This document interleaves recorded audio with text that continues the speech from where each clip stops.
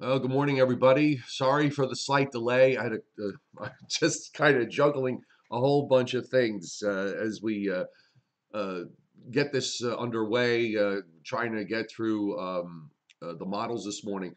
Uh, Before we go into full-scale model panic there, Ron and Kyra Pinelli, just take a deep breath, okay? Because we're kind of at the point now where it's sort of a little here, a little there. Let me just go back and explain what happened from the overnight. So you had that 0Z model, NAM model run from last night that was pretty impressive at fairly cold. The In fact, from that I saw that some of the SREF model plumes, as we call them, and I'll show you those in a minute or two, went way up last night, and it just kind of pulled it back where they basically got it back to where we were last night at 0Z. The 6Z GFS was even colder. The 12Z, as giving it a quick look, is a little warmer. I think it really doesn't change anything in terms of what we were going to expect here with regards to um, the forecast that I've got out there. I think nothing has really materially changed with in terms of the outcome, at least from what I saw before I just started. So we can pick it up right from here and take a look. Also, I just want to point out that we've been talking about this warm bias on the GFS, and the GFS had for most of this event last night and this morning had mostly rain. Okay, and I'm out it certainly had rain for me and for Long Island, and we all got here a coating to an inch of snow out of this. I never saw a raindrop. So you got to, there's a warm bias in there on that particular model, and I'm wondering whether, there's a general warm bias with the whole event with the globals from the overnight. But I'm kind of at the point now. Usually, when I get to this point where I'm getting inside the 24-hour start time, I start to really focus less and less on what the global models are doing and just stay with the short term. I don't really want to cloud my head with too much information and too many options. Otherwise, you spend the day just going back and forth, back and forth, back and forth, and it doesn't do you any good. So let's go right to the NAM model. I think the big issue for this whole event is going to be, I've been saying it's that 32-degree line. Where is it going to be? And this is the map, by the way, for 1 a.m. So this a little warmer, a little bit colder, back and forth. The biggest impact for those will be for areas down to Route 195 in New Jersey and for Long Island. But the front end burst, let's call it the front end thump, is still plainly visible. The snow gets in a bit faster from what we were seeing earlier yesterday. This is the new dam, by the way, just to be clear, and we're at 5 o'clock in the afternoon. Let me go back to 3 o'clock in the afternoon. So, well, okay, a bit further. So here we are, 10 a.m. on Saturday, and the snow makes it to the eastern Pennsylvania, New Jersey line by 3 p.m. Okay, so it is faster here, and there's some heavier snows down in Maryland along the Pennsylvania border northward. This is at 4 p.m. 5 p.m. it's to western Long Island in the Hudson Valley. Then you're at 6, 7, 8, and you got this dark blue snow. Of course, at this point, it's changed over to sleet and freezing rain and maybe even rain, especially from the PA border south. The rain snow line, the turnpike maybe, it's kind of got an east-west over New Jersey. This is at 10 o'clock tomorrow night. And when you look at some of the actual numbers here, you are seeing some really good dynamics. There might even be a thunderstorm in there in that heavy snow band before it goes over. Now, 1 a.m. The sleet line on this run is a little bit further to the north. It's Long Island. Looks like on this it's mostly rain, but across New York City and in northern New Jersey, certainly along and north of Route 78.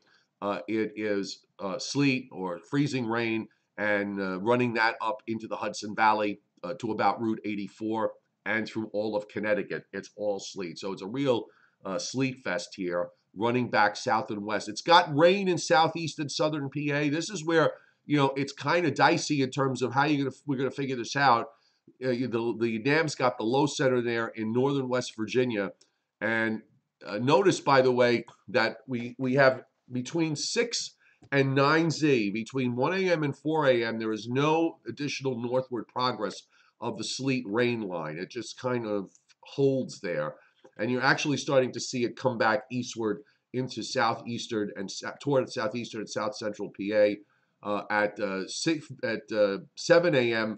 The low is sitting just east of the southern Virginia coast there. It kind of has those isobars sort of pushed up to the northeast. You're getting that upper level warming that has occurred, but now you're starting to see the pivot of the sleet line turning northeast, southwest, and then it pulls away by 1 p.m. It is off of eastern Long Island. So look, the bottom line is it's been about how far north does that the sleet freezing rain / rain line get. The model today says 78, and that's it in New Jersey and in through Pennsylvania. And I want to go back to the in between run from last night, because this is an option that's on the table, by the way. This is at 1 a.m. from last night, and you still had dark blue snows over Long Island. But I'll run it back from here, and this is at 4 p.m. It was a little slower last night.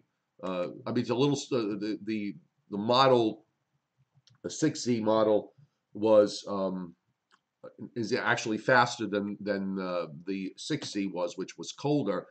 The colder the colder look on the in between run probably kind of slowed the precip down a little bit. I mean, ultimately you get to the same place and the same issue, where you've got the snow ice rain line kind of arced around New York City. It really, it's not really that different here from 6 to 12. It's maybe a shade warmer, but I don't think it's really significantly warmer to the, I certainly would not categorize it as way warmer. All right, because it really isn't. It might be, for areas down near 195 in New Jersey where the sleet line kind of got to. So I think we're going to be at the same place here. 6 hours from now, we're going to be either probably be a shade colder. It's just going to go back and forth. The bottom line is I'm not going to react to every model hiccup in terms of moving amounts up from what I had in my forecast, which I'll bring it up here. And I did put last night on the Patreon board, folks. You've got that that whole list of Weather Service snow forecast maps up and down the East Coast. But I want to bring up. Let's get this. So this is, you guys all have this. I mean, this is the map that I put up yesterday. I feel really comfortable with this right now. I got the 2-inch line down to, from Sandy Hook to Trenton, 5-inch line from just north of Bridgeport across northern New Jersey, and going down to about Allentown to Harrisburg. So that would be my southern edge of 5, and then I've got 8. Now, I think the part of my forecast that I think I'm going to have a bit of difficulty with is that part in southern PA. That's the tricky part.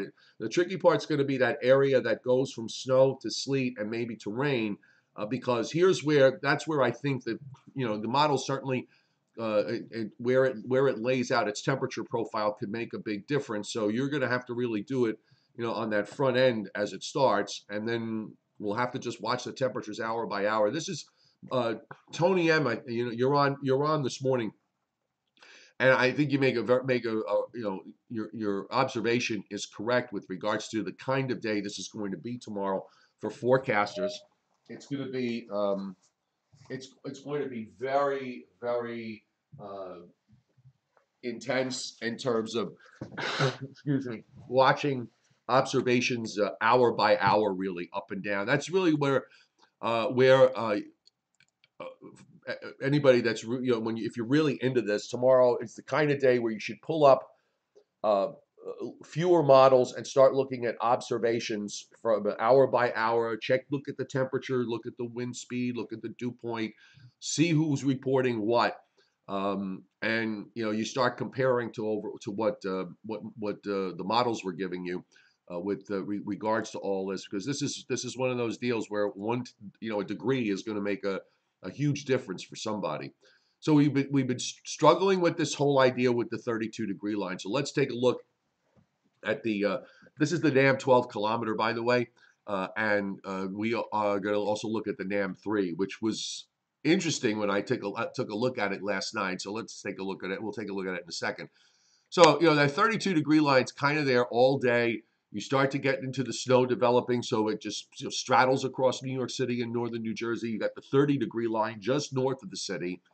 And it's the same thing here. At 1 a.m., it's straddling the North Shore of Long Island to about New York City, down to just south of Route 78, and also continuing south along Route 76 in Pennsylvania. South of 76, it looks like it's above freezing. Of course, you're seeing temperatures in South Jersey at this time, on the NAM anyway, in the upper 40s. I wouldn't be surprised if parts of South Jersey make it up into the 50s out of this.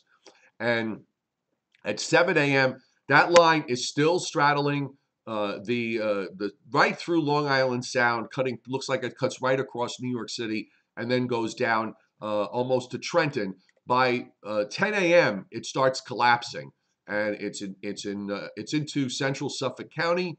And then you got your temperature, your 30-degree line is starting to come down. The 25-degree line is approaching, and by 1 p.m., you're looking at the freezing temp line dropping all the way down to Cape May, and the 25-degree temperature line through central New Jersey. In southern Pennsylvania, starting from 1 a.m., 4 a.m., 7 a.m. So your drop happens.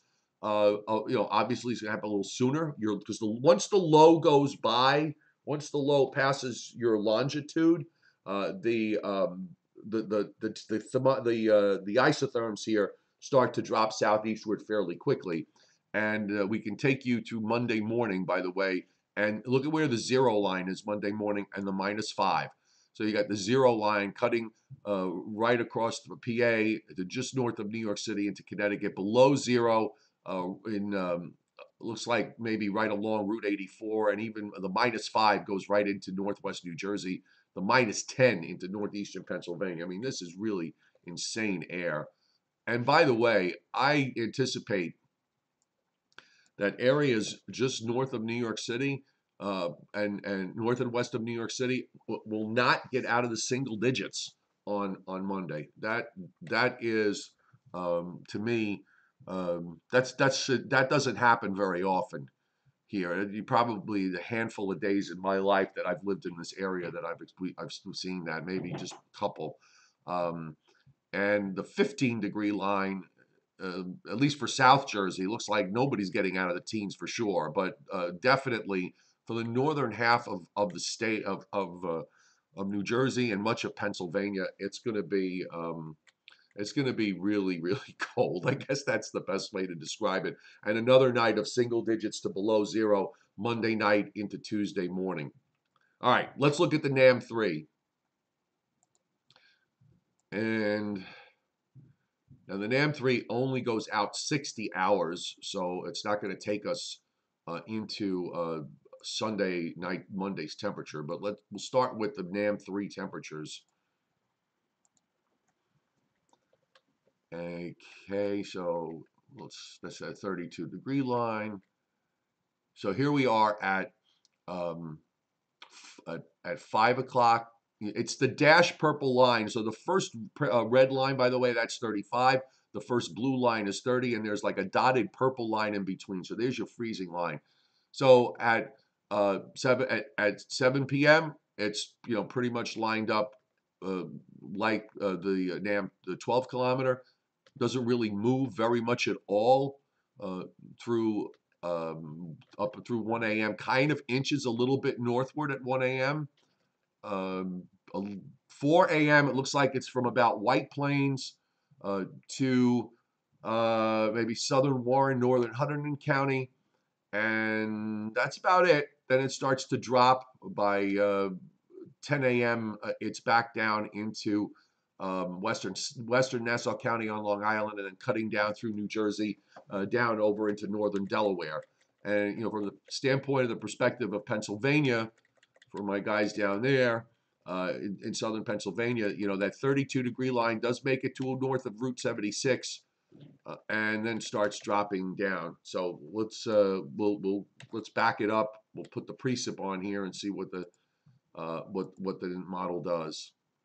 Again, you're going to go back and forth on this, so it doesn't really change anything with regards to the outlook. Certainly, it is nothing here that suggests to me that there's any reason to change any numbers that have been put out so far.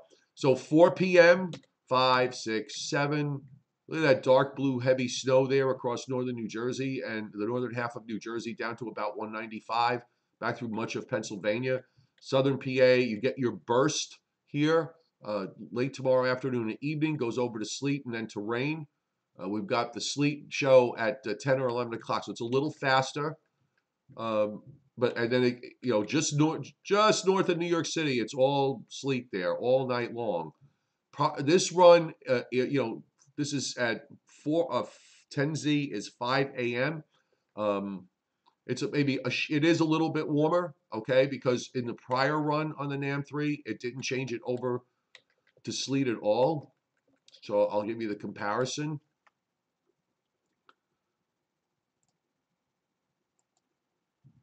So here's the 6Z. We went through this yesterday, by the way, with models jumping, suddenly going warmer, suddenly going. It's back and forth. You're going to emotionally rip your head off with this. The bottom line is that surface low on the NAM3 it was also further south as it comes off the southern Delmarva Peninsula. But this is last night's. I mean, it goes over to, you get that burst of snow, and then it just goes over to sleet. And even for most of Long Island, it was sleet all night into Sunday morning. And in fact, it goes back to heavy snow into northern New Jersey on the back end on last night's 3-kilometer run. So look, I think it really at the end of the day, I'm not changing anything. Now, for those of you who are interested, let me just stick this up on the chat board. These are the SREF plumes. Weather geeks may know about it. You weather geeks certainly know about it. The Mets on board here certainly know about it. Here's how I use the SREF is a model from Stony Brook University here on Long Island, and the way it's got, I don't know, what is it, 20 some odd members that run and produce an outcome of of different parameters, and then they sort of plot it on this graph here. Right at the top of the scale, you've got you can look at 3 hourly temperatures, dew points, CAPE, which is a thunderstorm indicator. I'm not sure what the EFFSH are. There's so many of these acronyms, and I'm almost 60. I can't remember half this stuff. QPF, which is quantitative precipitation forecast for 3 hours total liquid, liquid precip, 3 hours snow and total snow. And then you've got the pop types and so on. I never bother with those. So what I do is I look at the total snow. If you look on the graph, it shows you what each member did, and the black line is the average. So, and you go to the map on the bottom, you can click various blue dots here, and it'll give you snow amounts for various areas. I just clicked on Kennedy. Now, how I use this tool is more I look not necessarily at the absolute number, but I look at the trend. And I kind of suspected the 3Z run model numbers were pretty juiced up. I mean, it gave Kennedy 5 inches Then I just pick up, just keep picking points, and then you read them off with your mouse. New York City, it gave 6.5 inches last night. It gave White Plains 8. Okay, that was that colder, the colder run coming off of the 0Z. 6.3 for Newark. In areas to the south, Trenton, it gave 5. I was kind of a little surprised by that.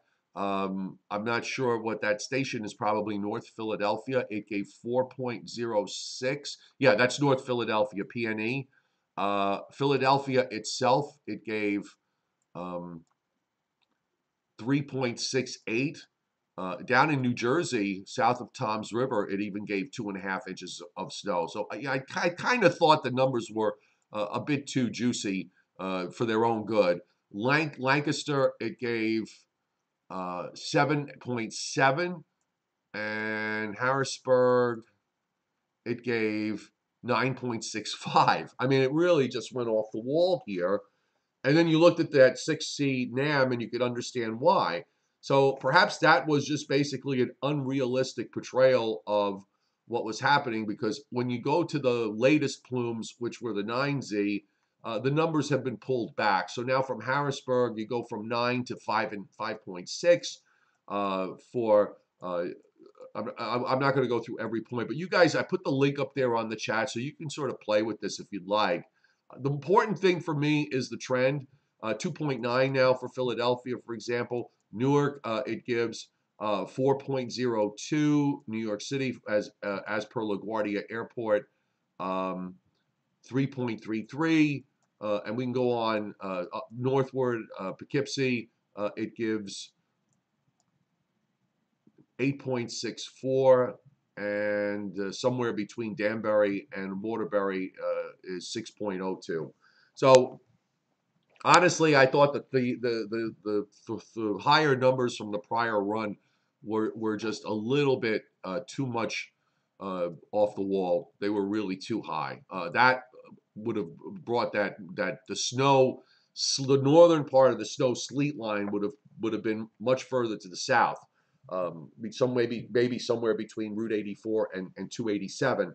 This has just kind of brought it back to where we were last night. So look, the bottom line for me is that nothing really materially has changed.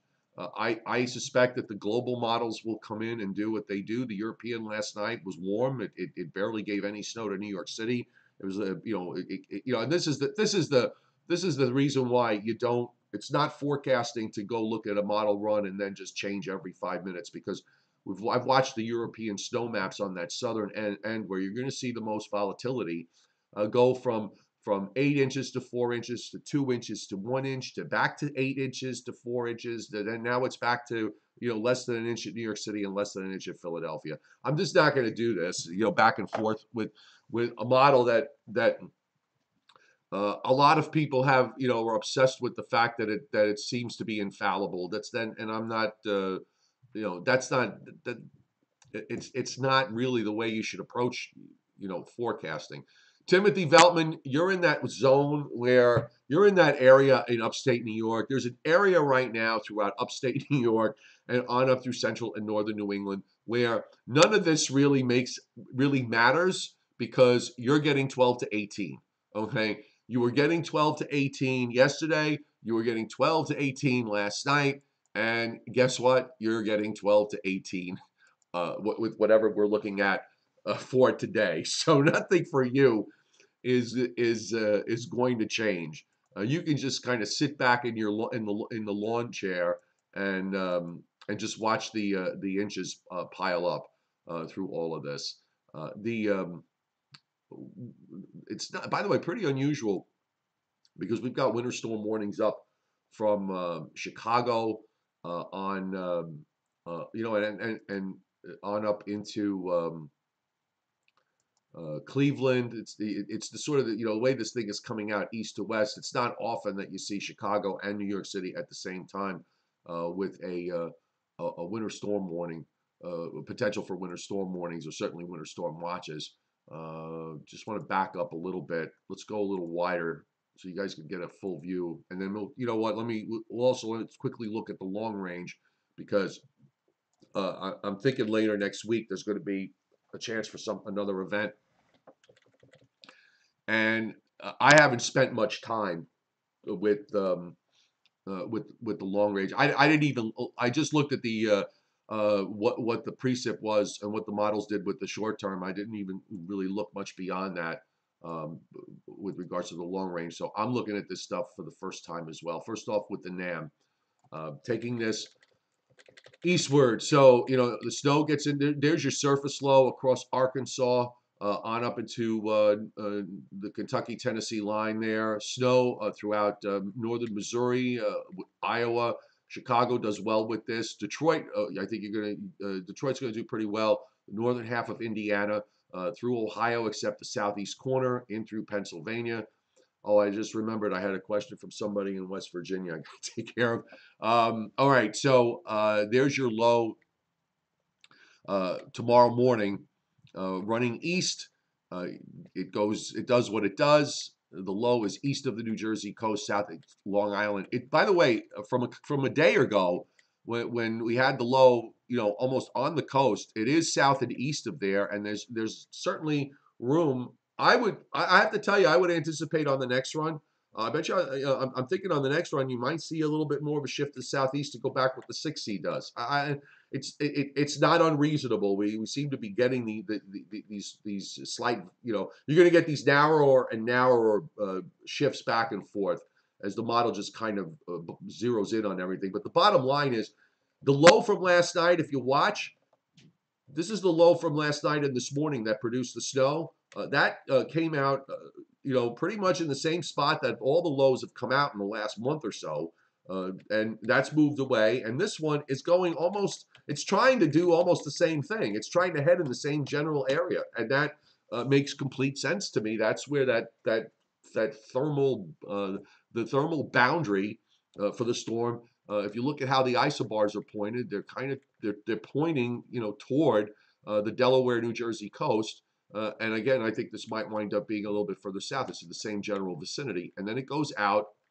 And of course, the fact that the bitter cold air comes in Monday morning, and it's going to be amazing that you would think that you get the bitter cold air to come in, it's going to go out as quickly, and by Wednesday we could see temperatures up in the 40s, but that high does move off the Carolina coast, and you get into this strong southwest flow. It probably is over, you know, warming it too quickly, but I think we're going to get into the 40s. There's a bit of a warm front here that's approaching Tuesday night. And the models are faster with this by a whole day with this front.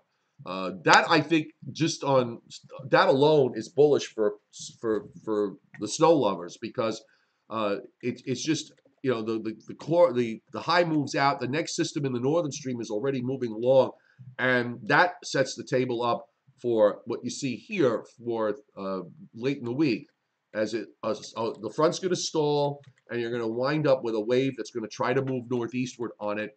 The GFS has got it offshore. The fact that it has it offshore, I think, is a good thing, because the model likes to suppress to the south and east.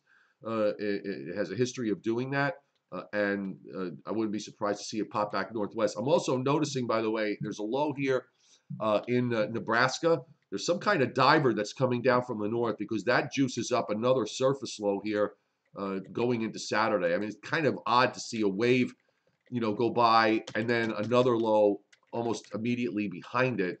So we'll have to kind of rectify this. Let's look at the upper air. You know, if you got too much energy running around, you wind up complicating things to the to a big degree. Okay, so here we go. Swing the jet through. So you see how you get kind of a split there. You get the trough in the northern stream goes by. The southern stream drops southward.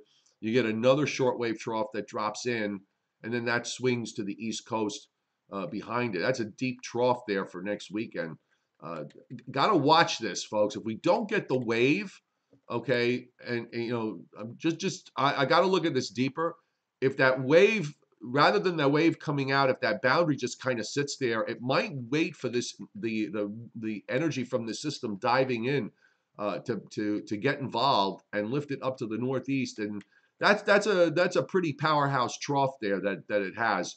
If that verifies, and we're now into next Sunday, by the way, so obviously a long way to go, and of course, you still have this pretty dynamic pattern going, right through the long range period. So there are going to be more chances, and I guess we are going to have at least a couple of weeks of winter after it being proclaimed dead by um, the, uh, the weenies out there who don't have really a whole lot of patience, but that's the world they live in. All right, so I think I think that pretty well says it here. Ron and Kyra Pinelli. By the way, welcome. By the way, you're one of our new Patreon members.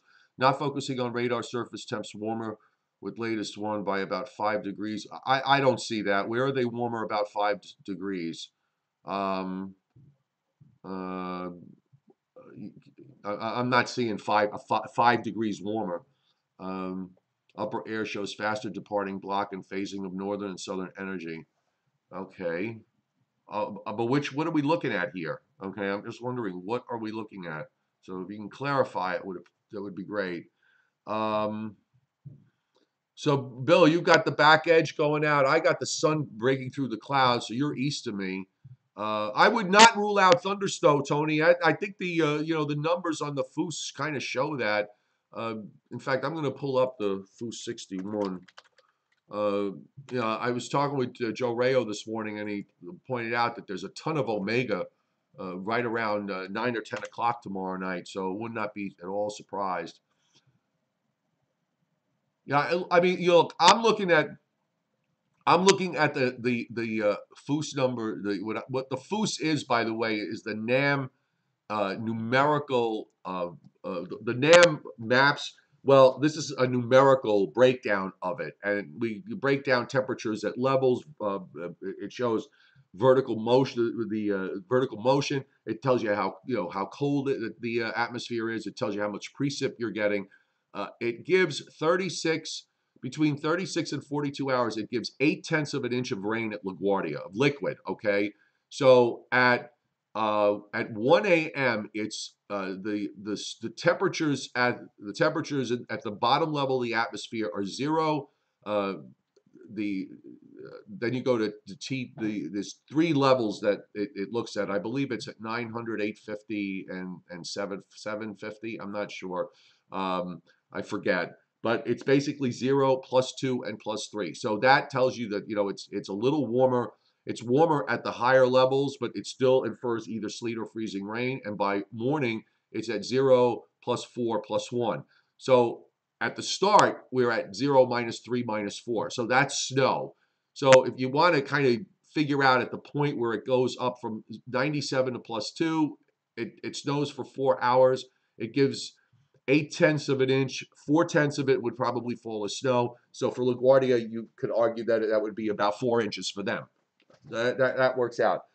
It's warmer. It is warmer from the 60 run, but again, it could be it could be the usual hiccups that we get back and forth here at this point. I don't really see enough here to change my forecast in any way, so I'm going to leave it the same. And yeah, I do see that, like Tony, just to get back to what you said, I'm just going to definitely going to see thunderstorms again right from here on. Emphasis from here on is really away from what the models are showing and should be more looking at the observations as we go through the day tomorrow. That's how you really can cut your teeth in terms of seeing what actually happens versus what the models are saying. Tony, ice pellets or sleet. I was kind of leaning more on the idea that it would be sleet more than freezing rain, but if it winds up being a little bit warmer at the higher levels, then you may have to start to worry about freezing rain at the bottom of the atmosphere. Yeah, Jim Cantori and his thunder snow dance, Doug Crum got that absolutely. You'll probably be doing it somewhere on tomorrow with this. Just running through Richard Mellicar. You're a little late to the game. It was 9:30, pal. It was 9:30. But you can watch it on the replay. Uh, and I agree with something you said earlier on the chat that for Long Island, especially for the North Shore, that 32-degree line is going to be dicey. And yep, Bill, it is colder here. The GFS, that warm bias on the GFS is terrible. It really is. In terms of precip type for Long Island today, it just was it was coming up with rain. Um, Hard freeze tonight. Well, we're going into the 20s. I don't know if I wouldn't call that a hard freeze, but we are going to drop into the 20s, which is pretty much where we've been going with the nights. We're not getting into the really really cold air. It's going to be very cold as you go north up into upstate New York tonight. The teens, single digits, and down to zero. So that uh, sets it up for Saturday into Saturday night for us. But we're not going to get the really, really cold air to come down. This time around, the Arctic boundary sets up further north as opposed to what we saw last week with the snows down in Washington, D.C. That Arctic boundary was north of where it was from the December storm, but not far enough north so that we got snow up here. It only got to about 195. So this time the Arctic boundary set up far enough north that the system was able to spread the precip up all the way to the Canadian border. Yeah, I like the Moss. Jason, I like to use it. The Moss numbers have also been kind of very erratic, but I do like to look at what they put out for categorical snow amounts because sometimes it catches things that the other models sort of miss out on, and you can have the GFS actually show a warm solution, and then the Moss numbers, because there's a lot of statistical and climo data in there, that the Moss forecast numbers for temperature, for snow amounts, and for precip type could wind up being colder. So it sort of gives you a clue. The parallel. Well, once the parallel becomes the operational, I'm starting to wonder whether that was supposed to happen this month. I'm starting to wonder whether it's going to happen. Um, uh, it's not going to happen this month because of the government shutdown. It'll probably have to wait till they all come back. If the sun will evaporate or we will need salt. I think we're going to have the sun break through the clouds, Adam. That should get rid of most of this because the temperatures should be able to nudge up to the upper 30s. If we had gotten 4 or 5 inches on the ground, that'd be one thing. But this is a coating to an inch or so. So I would think that as soon as the sun got out, it would probably wipe away most of this, except maybe in shaded areas. If you wind up sitting in an overcast into mid-afternoon, then maybe not. Then you might see some of the moisture. The roadways will melt off, and then they may not completely dry. So just bear that in mind. But I'm kind of thinking that most of this is going to be gone before we get through late afternoon. All right, I'm working at FiOS tomorrow, so I'll be there, and but I will be doing my regular stuff. I'll be doing something tomorrow morning. We'll do a Patreon live schedule today. Just watch for continued posts that'll be going up. The Joe and Joe show will be tonight at 7 o'clock on YouTube, like we did last night, and probably have a Facebook follow up at 9:25 as we stream the new NAM. And then tomorrow we'll do a Patreon live stream in the morning, and then we'll just watch the snow and the system get underway. Usually, when we get into the storm part of it, um, I'm gonna probably scale back on posts because you know what? That's the time. That's the time for the weather folks to sort of step away from the computer and watch what's going on. Okay, you've spent all this time uh, anticipating it. So make sure you actually spend some time looking out the window and watching. And as an exercise, by the way, uh, try and look at the temperature observations tomorrow afternoon and evening for all the stations, and also while the snow is falling. Watch and see what the observers are reporting. Look at their temperatures, look at the dew points, uh, see how that compares to what the models might have indicated for what the temperatures should have been, or what kind of precip type you should be having versus what was forecast. That's a good lesson for how to approach this, how to approach these weather systems for the next one. All right. All right. Have a great day, folks. Thanks for being here this morning. Appreciate it. And welcome to any of the new members that are on board. We'll see you later.